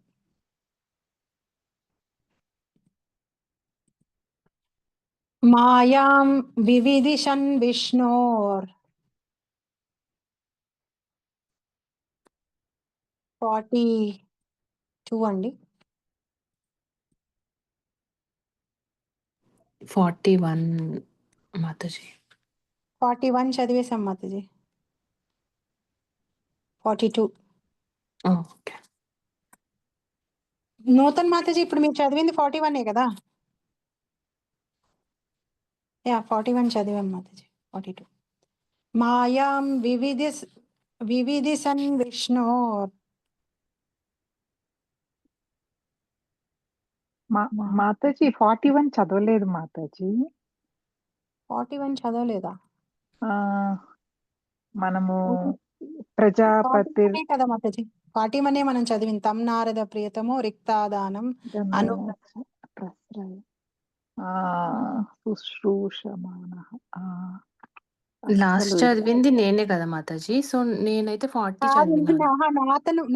చదివినాను. నేను చదివినాను. అవును మాతాజీ. ఓకే. సారీ. సారీ. నేను చదివినాను లాస్ట్. ఓకే. మీరందరూ నా క్లాస్‌లో సూపర్‌గా ఇన్వాల్వ్ అయిపోయినా ఉండాలి. లేకపోతే సూపర్‌గా బోర్ అయిపోయినా ఉండాలి. లేదు మాతాజీ. ఇది లే నేను మళ్ళీ 42 దగ్గరికి వెళ్ళిపోయినట్టున్నాను, అందుకే మిస్ అయినాను. 41 చదివినానా ఏం చదివినానో గుర్తు రావట్లేదు నాకు Yeah. అసలు. ఓకే మాతాజీ. మాయాం వివిధితన్ విష్ణోర్ మాయాం వివిదిశన్ విష్ణోర్ మాయేశస్య మహామునిః మాయేషస్య మహామునిః మహాభాగవతో రాజన్ మహాభాగవతో రాజన్ పితరం పర్యతోషయత్. ఇతరం పర్యతోషయత్. ఓ రాజా, నారదుడు మునులతో పరమశ్రేష్ఠుడును మహాభాగవతుడును అయిన కారణమున తన తండ్రిని మిగుల సంతుష్టిపరచి సమస్త శక్తులకు ప్రభువగు విష్ణువు యొక్క శక్తులను గూర్చి సమస్తమును ఎరుగగోరెను. హరే కృష్ణ. తన తండ్రిని ప్లీజ్ చేశాడు కాబట్టి నారదుడు తన యొక్క ప్రవర్తనతోటి తండ్రిని ఇంకా తండ్రిని మెప్పించాడు. మాయాం వివిధిసం అంటే ఇంకా తెలుసుకోవాలని, వేటి గురించి? భగవంతుడి యొక్క శక్తుల గురించి. విష్ణో మాయాం మాయేష్యస్య మహాముని మాయాం వివిధం విష్ణోర్. సాంస్క్రిట్ వర్డ్ ఎప్పుడు ఇట్లా ప్యారలల్ గా చదవండి. సాంస్క్రిట్ వర్డ్ ఎప్పుడు ఇట్లా ఆపోజిట్ డైరెక్షన్స్ లో చదువుతాం. సాంటిస్ట్ అండ్ విష్ణువు యొక్క శక్తుల గురించి తెలుసుకోవడం, అదేది మాయాం వివిధిసన్ విష్ణుర్. విష్ణువు యొక్క వివిధ శక్తులను తెలుసుకోగోరి మాయా ఈశస్య, ఆయన అన్ని యొక్క శక్తులకి ఈశుడు అంటే ప్రభు విష్ణువు. అన్ని శక్తులకి ప్రభు అయినటువంటి విష్ణువు యొక్క ఆ వివిధ శక్తుల గురించి తెలుసుకోదలిచి మహాభాగవతో రాజన్. ఎవరిక్కడ మహాభాగవతుడు? నారదుడు మహాభాగవతుడు. మహాభాగవతులు అంటే ఎవరు? భాగవతాన్ని లైఫ్ లో పాటించినటువంటి వాళ్ళు మహాభాగవతులు.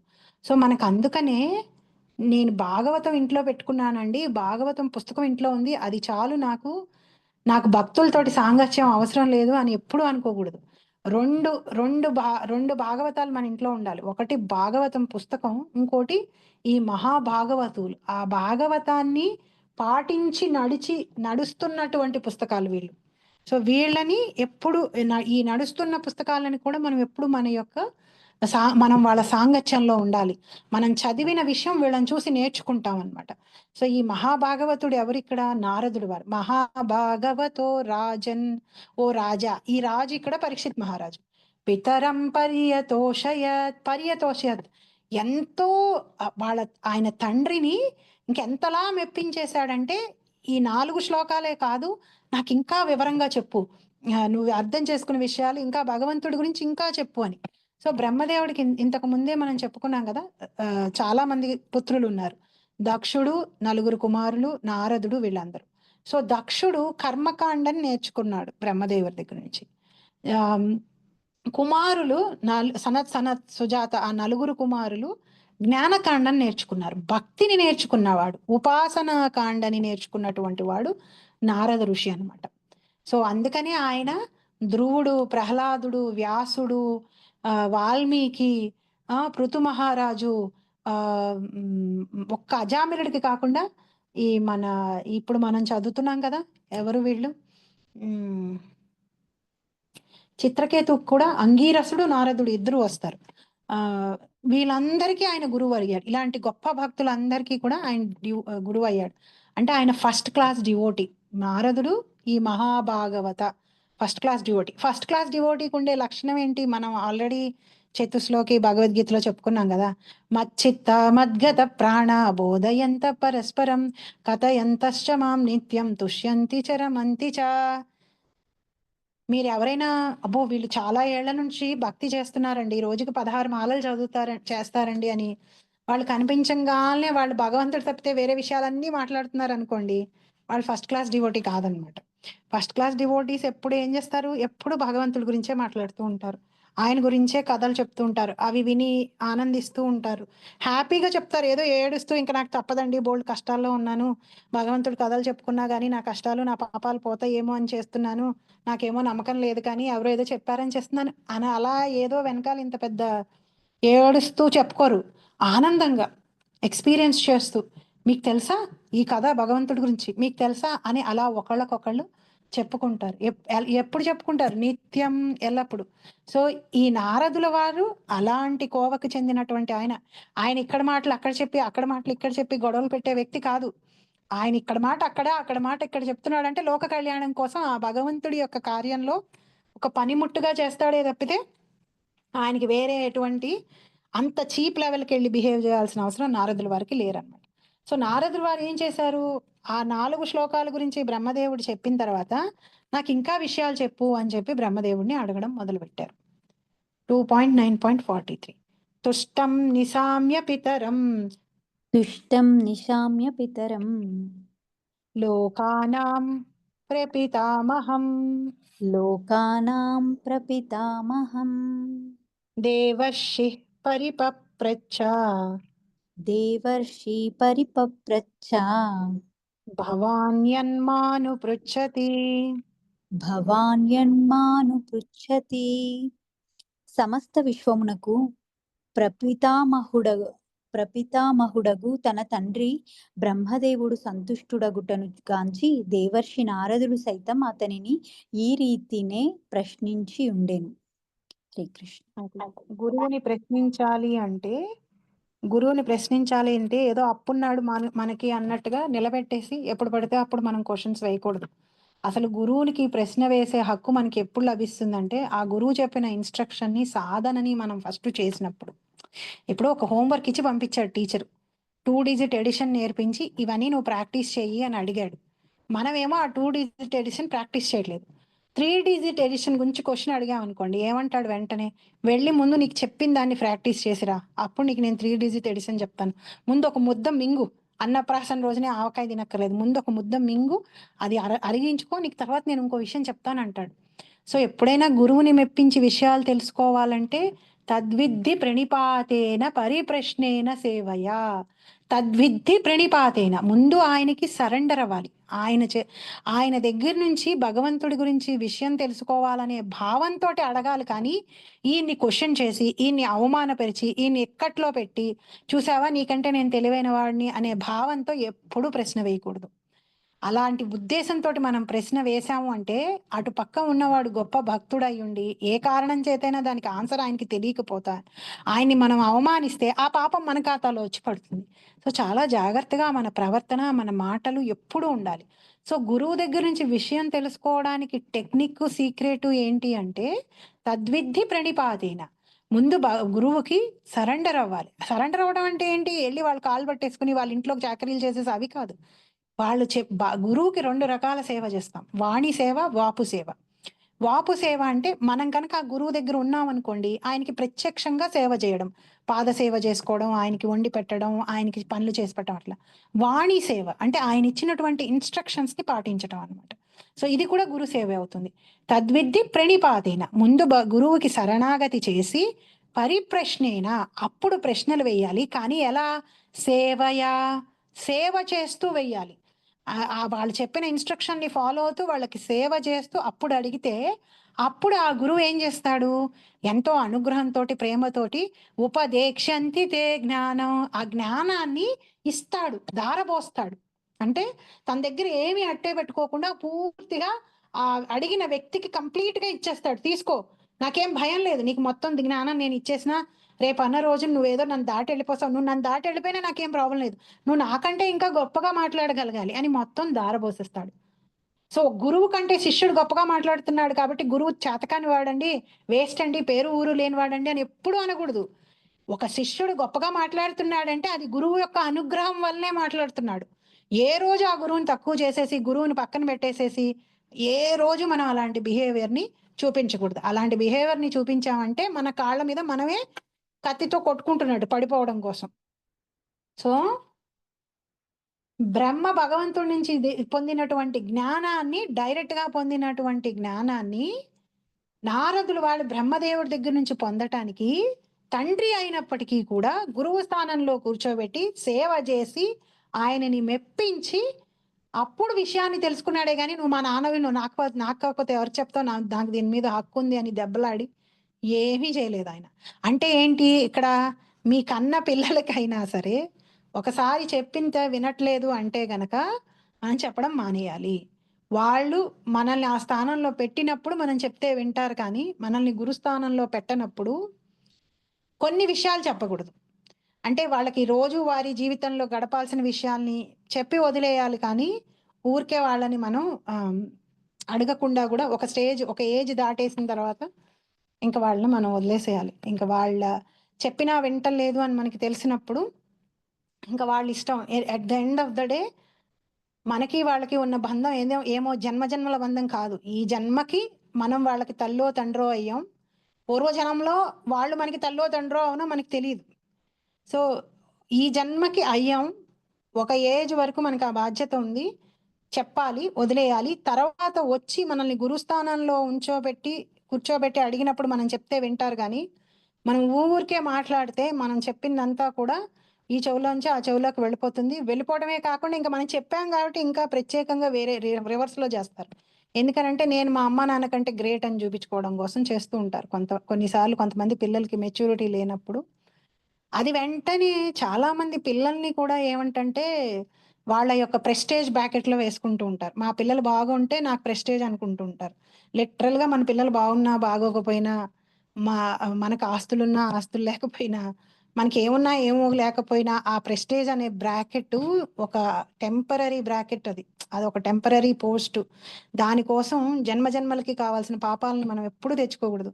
ఇప్పుడు ఈ జన్మలో మనకి ఏదో గొప్ప పరువు ఉన్నప్పటికీ కూడా మనం భక్తులు కాకపోతే ఈ జన్మ వేస్ట్ అయిపోయినట్టే. సో అది ఎందుకు పనిచేయదు మనకి. లౌకికమైన పరువులు, లౌకికమైన పేర్లు, లౌకికమైన ఆస్తులు ఎందుకు ఏ విధంగానూ ఉపయోగపడవు. సో ఏ రోజును కూడా మీ పిల్లలు మీ చెప్పిన మాట వినకుండా వాళ్ళు మీరు అనుకున్నట్టుగా వాళ్ళు ఎదగనంత మాత్రాన బాధపడిపోయి వాళ్ళ గురించే బాధపడిపోతూ జీవితాన్ని మొత్తం వేస్ట్ చేసుకోకూడదు. మన జీవితాన్ని కొన్ని రోజులు అయిపోయిన తర్వాత నా బండి కూడా గట్టెక్కేసే టైం వచ్చేస్తుంది, నా గురించి నేను ఆలోచించుకోవాలి అని అలర్ట్గా ఉండాలి. చాలా కష్టం ఇది. అదంత తేలికైన విషయం కాదు. ఎందుకంటే పిల్లల మీదే జీవితం అంతా పెట్టుకొని చాలా మంది వాళ్ళ చుట్టే ప్రపంచాన్ని పెట్టుకొని తిరుగుతూ ఉంటారు కాబట్టి చాలా డిఫికల్ట్గా ఉంటుంది. అయినప్పటికీ సత్యం ఏంటి, నిజం ఏంటి అంటే ఏదో ఒక రోజు మనము వాళ్ళం వేరైపోతాం. మనం వేరైపోతున్నప్పుడు మన జర్నీ మనది ముందుకు వెళ్తుంది, వాళ్ళ జర్నీ వాళ్ళకి తగ్గట్టుగా వాళ్ళది ముందుకు వెళ్ళిపోతూ ఉంటుంది. సో ఎవరి దారిలో వాళ్ళు వెళ్ళిపోతూ ఉంటాం. వెళ్ళిపోయినప్పుడు మనం ఈ ఈ టెంపరరీ రిలేషన్షిప్స్ని సీరియస్గా తీసేసుకొని భగవంతుడి సేవని కనుక పక్కన పెట్టేసాము అంటే మన నెక్స్ట్ డెస్టినేషన్ని మనం డిస్టర్బ్ చేసేస్తున్నాం అనమాట. సో మన చేతుల్లో ఉన్నది చేసేసిన తర్వాత మన చేతుల్లో లేని విషయాల గురించి ఉన్న జీవితాన్ని నాశనం చేసుకోకుండా కొంచెం తెలివిగా ఆలోచించుకొని నేను మానవ జన్మ ఎత్తింది భగవంతుడిని తెలుసుకోవడం కోసం అనే విషయాన్ని గుర్తు తెచ్చుకొని మన సాధన వైపుకి మనసుని మళ్ళించుకోవాలి. అంత తేలిక కాదు, కానీ ప్రాక్టీస్ చేస్తూ ఉంటే అవుతుంది. భగవంతుడు మనకి ఇంకొక విధంగా కూడా నేర్పిస్తున్నాడు. అంటే బాగా చెప్పిన మాట వినే పిల్లలు ఉంటే వాళ్ళతోటి అటాచ్ అయిపోయి ఇంకా మాయలో పడిపోతావు, ఇది నీకు శాశ్వతం కాదు, నీకు నాతోటి నీ సంబంధం నీకు శాశ్వతం, నువ్వు ముందుకు వెళ్ళు, నేర్చుకో, అది అర్థం చేసుకో అని కూడా ఒక్కొక్కసారి మనకి జీవితంలో కొన్ని లెసన్స్ వస్తూ ఉంటాయి. వాటిని మనం తీసుకోగలగాలి. సో ఇక్కడ బ్రహ్మదేవుడు కూడా నారదుడు అడగకుండా చెప్పడం మొదలెట్టేలేదు. నారదుడు సేవ చేసి ఆయన్ని మెప్పించుకుని ఇంకా నాకు విషయాలు చెప్పు అని అన్నప్పుడు చెప్పడం మొదలు పెట్టాడనమాట. సో తను పాటించి, బ్రహ్మదేవుడు కూడా అవన్నీ పాటించి అప్పుడు నారదుడికి చెప్పాడు. సో పాటించకుండా చెప్పిన వాళ్ళు బూటకమైన గురువులు అవుతారు, పాటించి చెప్పేవాళ్ళు నిజమైన గురువులు. 44 తస్మా ఇదం భాగవతం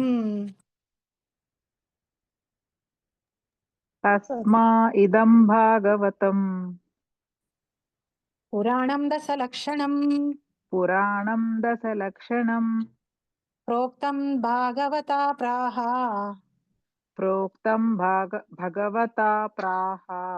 థ్యాంక్స్ మాతాజీ. ప్రోక్తం భగవతా ప్రాహ ప్రీతః పుత్రయా భూతకృత్ ప్రీతః పుత్రాయ భూతకృత్. అటు పిమ్మట భగవత్ ప్రోక్తమును దశలక్షణ సమన్వితమును అగు శ్రీమద్భాగవతము ప్రీతితో తండ్రి బ్రహ్మదేవుడు ద్వారా పుత్రుడగు నారదునికి తెలియజేయబడెను. హరే కృష్ణ. సో భాగవతానికి దశ లక్షణాలు ఉంటాయి. అంటే ఇంతకు ముందు ఒకసారి భాగవతం ఇంట్రొడక్షన్లో నేను చెప్పాను, సర్గ, విసర్గ, ఓకే జస్ట్ సారీ. సో దశలక్ష సమేతమైన భాగవతాన్ని నారద మునులకి బ్రహ్మదేవుడు చెప్పాడనమాట. సో ఈ విషయాన్నే వెళ్ళి నారదులు వ్యాసదేవుడికి చెప్పాడు. వ్యాసదేవుడికి చెప్పిన విషయాన్నే సుఖదేవ గోస్వామి విని వ్యాసదేవుడు రాశాడు. సో 10 లక్షణాలు ఏంటి అంటే సర్గ, విసర్గ, స్థానం, పోషణం, ఊతి, మన్వంతర, ఈశానుకథ, నిరోధ, ముక్తి, ఆశ్రయ. సో ఆశ్రయ అంటే 10th క్యాంటో ఆశ్రయతత్వం అంటే భగవంతుడిని ఆశ్రయించడం, శరణాగతి చేయడం. ముందు 9 క్యాంటోస్ చదవకుండా 10th క్యాంటోకి వెళ్ళకూడదు, అసలు అర్థం కాదు. సర్గ అంటే సృష్టి, విసర్గ అంటే 2nd చాప్టర్ అంతా బ్రహ్మదేవుడి గురించి, సెకండరీ క్రియేషన్ అంటే బ్రహ్మదేవుడు చేసినటువంటి సృష్టి.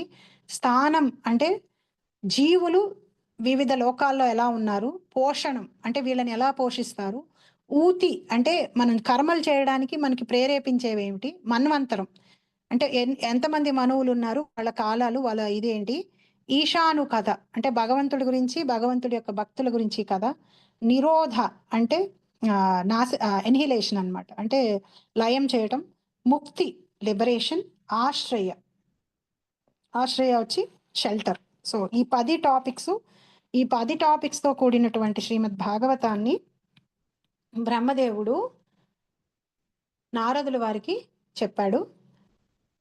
ఇందాక ముందు చెప్పుకున్నట్టే మనం భాగవతం శబ్దావతారం, భగవంతుడి యొక్క శబ్దావతారం. భగవంతుడు బ్రహ్మదేవుడికి 4 శ్లోకాల్లో చెప్తే బ్రహ్మదేవుడికి మొత్తం అర్థమైపోయింది. అలా అర్థమయ్యేటట్టు భగవంతుడు అనుగ్రహించేదాడు. దాన్ని 4000 శ్లోకాల్లో చెప్పి చదివితే గానీ మనకు అర్థం కాదు. అంటే మనం ఆ లెవెల్లో ఉన్నాం. అది కూడా మనం అది ఎంత చదివినా మనకి అర్థం కాదు. తర్వాత ఎన్నోసార్లు చదివితే గానీ మనకి అర్థం కాదనమాట. గురువుల్ని ఆశ్రయించి బ్రహ్మదేవుడు యొక్క లెవెలే చూడండి, 4 శ్లోకాల్లో మొత్తం భాగవతాన్ని, సృష్టి విషయాల్ని అన్నిటినీ అర్థం చేసేసుకున్నాడు బ్రహ్మదేవుడు. ఇది నిజానికి భౌతికమైన కథలైతే ఏంటి, ఆ 4 శ్లోకాలే రిపీట్ చేయాలి. ఆ 4 శ్లోకాల్లో ఎంత తత్వం ఉందంటే దాని 17,994 శ్లోకాలు వ్యాసదేవుడు రాస్తే గాని ఆ 4 శ్లోకాల్ని రాయలేదు. 366 చాప్టర్స్ ఉన్నాయి, 12 క్యాంటోస్లో, 10 ఇంచుమించుగా 18,000 శ్లోకాలతోటి రాస్తే గాని భగవంతుడు బ్రహ్మదేవుడికి చెప్పిన 4 శ్లోకాలు మనకు అందే వరకు రాలేదన్నమాట. 45th శ్లోక. నారద ప్రాహ మునయే.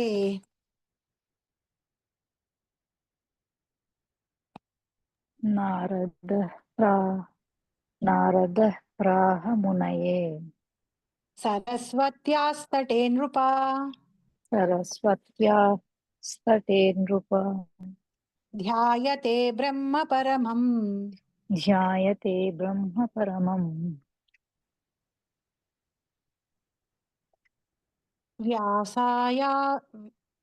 వ్యాసాయామిత తేజసా. వ్యాసాయామిత తేజసే. రాజా పరంపరలో నారద మహర్షి శ్రీమద్ భాగవతమును అపరిమిత శక్తి సంపన్నుడును, సరస్వతి నదీ తటమున భక్తితో పరతత్వమును దేవదేవుడి ధ్యానించిన వాడును అగు వ్యాసదేవునకు బోధించను. సో బ్రహ్మదేవుడి దగ్గర నుంచి నారదులు వాళ్ళు విన్నారు, నారదులు వారి దగ్గర నుంచి వ్యాసదేవుడికి వచ్చింది. వ్యాసదేవుడికి కూడా ఈజీగా ఈ జ్ఞానాన్ని ఇచ్చేయలేదు. సరస్వతీ నదీ తీరంన ధ్యాయతే బ్రహ్మ పరమం. ఎంతో బ్రహ్మం అంటే భగవంతుడి మీద ధ్యానంలో కూర్చున్నటువంటి వ్యాసదేవుడికి ఈ భాగవతం విషయం ఎలాంటిది, సరస్వత్యాస్తటే నృప, సరస్వతి నదీ తీరంలో కూర్చున్నాడు. నారద ప్రాహమునయే, నారదుడు ఆ వ్యాసదేవుడికి చెప్పాడు. ధ్యాయతే బ్రహ్మ పరమం వ్యాసాయ వ్యాసాయామి వ్యాసాయామిత తేజసే, అమిత తేజసమైన ఎంతో పవర్ఫుల్ అయినటువంటి వ్యాసదేవుడికి భక్తితో సేవ చేసినటువంటి ఆ వ్యాసదేవుడికి ఈ భాగవత జ్ఞానం ఇవ్వబడింది. అంటే మనందరం భాగవతం వింటున్నామంటే మీకు ఈ జన్మలో ఇదేదో చాలా ఈజీగా అయిపోయింది, నాకు ఒక మెసేజ్ వచ్చిందండి వాట్సాప్లో, అంతే నేను క్లాసెస్ అటెండ్ అవ్వడం మొదలెట్టాను, నేను వింటున్నాను, దీనికి ఏముందండి పూర్వజన్మల పుణ్యం, మీరు అంతలా దీన్ని గ్రేడ్ చేసి ఊరికే మీ క్లాసెస్కి రావడం కోసం చెప్పుకుంటున్నారేమో అని మీరు అనుకుంటున్నారేమో. మీరు పూర్వజన్మలలో చేసినటువంటి ఎంతో తపస్సు పుణ్యమే భాగవతం వినటానికి ఈ రోజు ఫలితం కింద వినిపిస్తుంది. అది ఈ రోజు సడన్ గా అయిపోయేది కాదు. ఎంతో మందికి మనం చెప్తాం భాగవతం వినమని, ఈ మెసేజ్ ఎంతో మందికి వెళ్తుంది, ఎంతో మంది వినరు, వాళ్ళకి ఇంకా ఆ పుణ్యం రాలేదు, టైం రాలేదు కాదు. ఎప్పుడైతే మీరు టైం రాలేదంటారో దేనికైనా, అంటే ఏంటి, అది మీ చేతిలో లేనట్టు, భగవంతుడి చేతిలో ఉన్నట్టు. ఎప్పుడైనా ఇంకా టైం రాలేదండి అంటే నేనేం చేయకపోయినా ఆ టైం ఎప్పుడో వస్తుంది, అప్పుడు నేను వింటాను అనే ఒక భావన. అలా కాదు, ఇంకా నేను అంత పుణ్యం చేసుకోలేదండి, అది రైట్ వర్డ్ అనమాట. మనం పాపాలు చేసుకుంటూ ఉంటే మనం ఎప్పటికీ వినలేం. ఎప్పుడైనా ఏదన్నా మనం చేసుకోలేకపోయామంటే మనం జనరల్ గా చాలా తేలిగ్గా ఆ బాల్ ఇంకొకరి కోట్లో వేసేసి, భగవంతుడి కోట్లో వేసి ఇంకా టైం రాలేదంటాం. మనం పుణ్యం చేసుకుని ఆ కోరికని స్ట్రాంగ్ గా పెట్టుకున్నప్పుడు టైం ఇంకా రాలేదు, అనుగ్రహం ఇంకా రాలేదు అని అనాలే తప్పితే, అనుగ్రహం ఇంకా నా మీద రాలేదండి అని అనాలి. కానీ టైం రాలేదు అని ఏదో మనం రెడీగా ఉన్నాం, మనకు అన్ని అర్హతలు ఉన్నాయి, ఆ భగవంతుడే ఏదో పక్షపాతం చూపిస్తున్నాడు, వాళ్ళకైతే అవకాశం ఇచ్చాడు నాకైతే అవకాశం ఇవ్వలేదు అనే భావన వస్తుంది ఆ టైం రాలేదన్న వరల్డ్ లో. నాకు ఇంకా అంత అనుగ్రహం రాలేదండి, అది రైట్ వర్డ్. నేను ఇంకా అంత పుణ్యం చేసుకోలేదండి, అది రైట్ వర్డ్ అన్నమాట. సో మనందరం ఈ రోజు ఇది వినగలుగుతున్నాము అంటే మనం ఎన్నో జన్మల నుంచి ఈ చేసిన పుణ్యఫలం, భక్తి ఈ స్టేజ్కి మనం తీసుకొచ్చింది. ఎంతో కష్టపడితే మనం ఈ స్టేజ్కి వచ్చాం. ఇప్పుడు వచ్చిన తర్వాత కూడా చాలా మంది ఏం చేస్తాం, మధ్యలో వదిలేసి వెళ్ళిపోతూ ఉంటాం, ఇంట్రెస్ట్ చూపించాం, అర్థం కావట్లేదండి బాబాయ్, బోరింగ్ గా ఉందండి, ఈవిడ చూద్దామా అంటే ఎప్పుడు చూసినా భక్తి భక్తి అంటున్నారు, నేనేమో ఈ కోరిక తీర్చుకోవడం ఎలా, ఆ కోరిక తీర్చుకోవడం ఎలా అని ప్రయత్నం చేస్తున్నానని. అలా అనిపించినా సరే మీరు వచ్చి వినండి, ఎందుకంటే ఇది మీరందరూ అర్హత తెచ్చుకొని వచ్చినటువంటి పొజిషన్ ఇది. దీన్ని గట్టిగా పట్టుకుంటే దీనిలోని రసాన్ని కూడా అర్థం చేసుకునే స్టేజ్కి వెళ్తారు. కాస్త ఓర్పు ఓపిక ఉండాలి అంతే. అంతేగాని దీన్ని మాత్రం ఎట్టి పరిస్థితుల్లోనూ పక్కన పెట్టద్దు. ఇవాళ ఎక్స్ట్రీమ్లీ బిజీగా ఉన్నాను నేను, ఏ కారణం చేతను, బట్ స్టిల్ నేను వదిలిపెట్టదలుచుకోలేదు, పోస్ట్పోన్ చేయదలుచుకోలేదు. ఎందుకంటే నాకేదో మాట్లాడే అవకాశం వచ్చిందని కాదు, భగవంతుడి సేవ చేసే అవకాశం మీరు నేను ఇద్దరం మిస్ కాకూడదు కాబట్టి. సో వ్యాసదేవుడు అంతటి వాడు ఎంతో పుణ్యం చేసి ఎంతో తపస్సు చేస్తే విన్నటువంటి శ్రీమద్ భాగవతం, ఎంతో బతిమిలాడుకొని తండ్రిని మెప్పించి నారదుడు వారు విన్నటువంటి శ్రీమద్ భాగవతాన్ని మనం వింటున్నాం. శ్రీమద్ భాగవతం వినడం యాదృచ్ఛికం కాదు, ఎప్పుడు గుర్తుపెట్టుకోవాలి మనం. ఓకే. యదూతాహం త్వయా పృష్ణో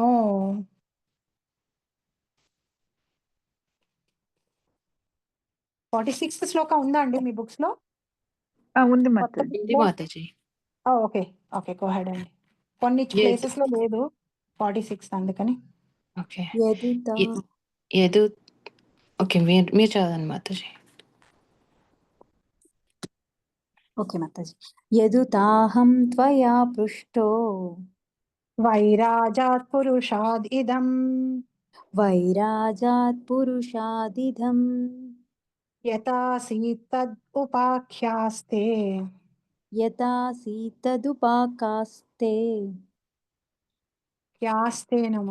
ఉపాఖ్యాస్తే దుపాఖ్యాస్తే ప్రశ్నాన్ అన్యాంశ్చ కృష్ణసః ప్రశ్నా అన్యాంశ్చ కృష్ణశః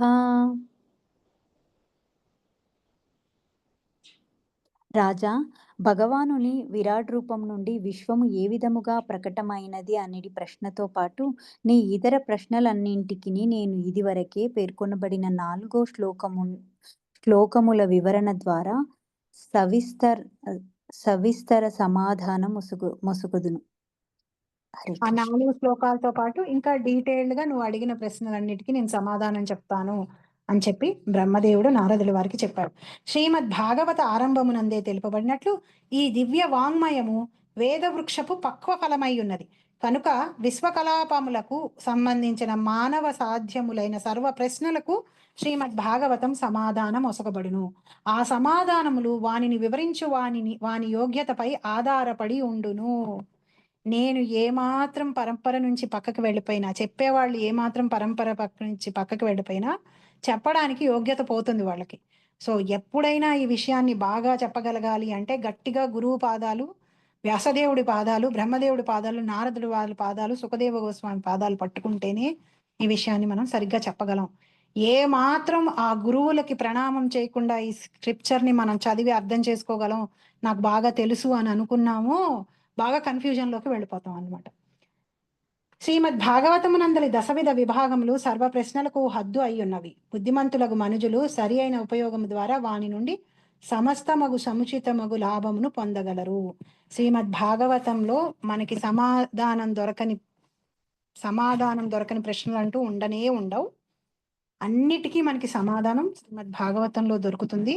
శ్రద్ధగా దీన్ని విని అర్థం చేసుకుంటే అన్ని సమస్యలకి పరిష్కారం దొరుకుతుంది.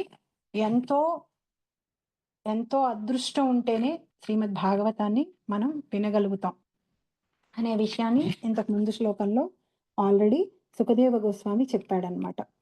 సో 9th చాప్టర్ అయిపోయిందండి ఇవాళతోటి. నెక్స్ట్ వీక్ నుంచి మనం 10th చాప్టర్ చెప్పుకుంటే 2nd క్యాంటో అయిపోయి 3rd క్యాంటోలోకి వెళ్తాం.